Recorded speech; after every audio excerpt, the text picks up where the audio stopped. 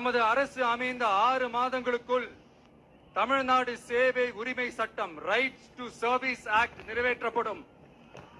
வெற்றி Tamil Nadu super app அப்படின்னு ஒன்று உருவாக்கப்படும். அதுல driving licence, ration card, birth certificate, scheme tracking, complaint filing வரை அனைத்தும் உங்கள் உள்ளங்கையிலேயே உங்கள் மொபைலிலேயே இருக்கும். இதில் எந்த சேவை தாமதமானாலும் அந்த அதிகாரி மீது நடவடிக்கை எடுக்கப்படும். மீண்டும் சொல்றேன், இடைத்தரகர் என்று எவரும் இல்லை, எவ்வித லஞ்சமும் இல்லை.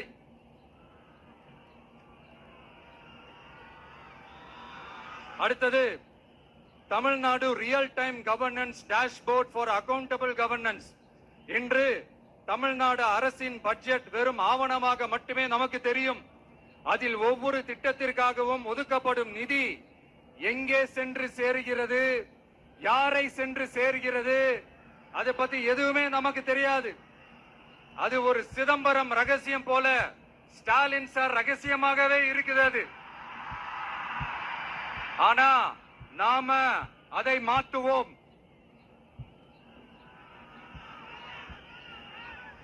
அடுத்தது citizen as partners in governance.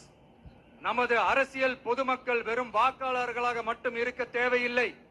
மாறாக பொதுமக்கள் அனைவரும் அரசின் பங்காளர்களாக இருப்பார்கள்.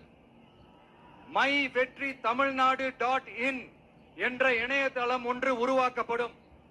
மாநிலத்தின் வளர்ச்சிக்கான யோசனைகளை பொதுமக்களும் முன்வைக்கலாம்.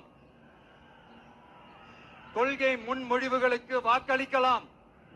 அரசு சேவைகளை மதிப்பிடலாம். நிதிநிலை அறிக்கை செலவினங்களை கண்காணிக்கலாம். மக்கள் அரங்கம் என்ற திட்டத்தின் மூலம் தமிழக வரலாற்றில் முதன்முறையாக குடிமக்கள் ஒரு முறையான டிஜிட்டல் தளம் மூலம் நேரடியாக சட்டமன்றத்தில் மனுக்களை சமர்ப்பிக்க முடியும். 10,000 சரிபார்க்கப்பட்ட கையொப்பங்களுடன் ஒரு மனு சமர்ப்பிக்கப்பட்டால் அதிகாரப்பூர்வ பதிலை அரசு அளிக்க வேண்டியது கட்டாயமாக்கப்படும்.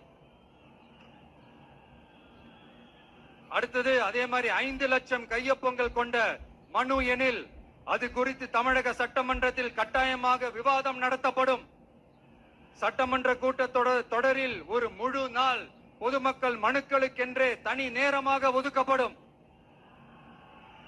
அடுத்தது தமிழ்நாடு இந்தியாவின் செயற்கை நுண்ணறிவு மற்றும் டிஜிட்டல் தலைநகராக மாறும். AI and Digital Capital of India. 2035 ஆண்டுக்குள் செயற்கை நுண்ணறிவு இந்தியாவின் பொருளாதாரத்திற்கு 1.7 டிரில்லியன் அமெரிக்க டாலர் வரை சேர்க்கும் என்று மதிப்பிடப்பட்டுள்ளது. நமது பொறியியல் திறமையுடனும் நமது புலம்பெயர்ந்த சமூகத்துடனும் இந்த பொருளாதாரத்தை தனதாக்கிக் கொள்ளும் தனித்துவமான நிலையில் தமிழ்நாடு உள்ளது. ஆனால் இதை உலகளாவிய அளவில் நம்மை நேசிக்கும் தமிழர்கள் பலர் உள்ளதால் அவர்கள் துணையுடன் நமது செயல்பட்டால் மட்டுமே இது சாத்தியமாகும். தமிழ்நாட்டின் முதல் செயற்கை நுண்ணறிவு பல்கலைக்கழகத்தை ஏற்படுத்தி உலகளாவிய தொழில்நுட்ப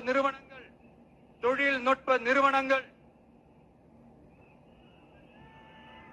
ஆராய்ச்சி ஆய்வகங்கள் மற்றும் புதுமையாளர்களை ஈர்க்கும் வகையில் செயற்கை நுண்ணறிவுக்கான உலகளாவிய மையமான AICTI TVK அரசு உருவாக்கும் முயற்சியில் நமது அரசு ஈடுபடும்.